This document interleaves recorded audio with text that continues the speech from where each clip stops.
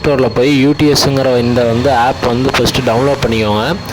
Download பண்ணோன்னே பார்த்தீங்கன்னா நீங்கள் ஓப்பன் பண்ணிங்கன்னா ஆப்போட ஃப்ரண்ட் பேஜ் இப்படி தான் இருக்கும்.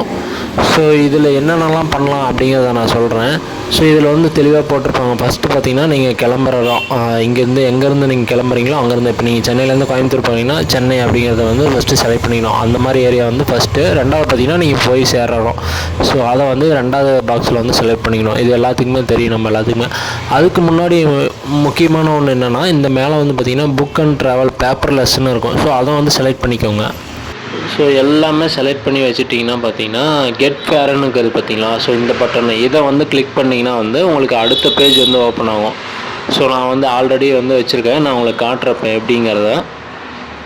மறக்காமல் லொக்கேஷன் ஆன் பண்ணிக்கோங்க, அப்போ தான் இது வேலை செய்யும். உங்களுக்கு பார்த்தீங்கன்னா நான் இப்போ டெமோவுக்கு ஒரு டிக்கெட் புக் பண்ணி காட்டுறேன். சேலம் ஜங்ஷன்லேருந்து சின்ன சேலத்துக்கு நான் புக் பண்ணியிருக்கேன். ஸோ கெட் ஃபேர்னு கொடுத்துட்டேன். இந்த மாதிரி வரும்.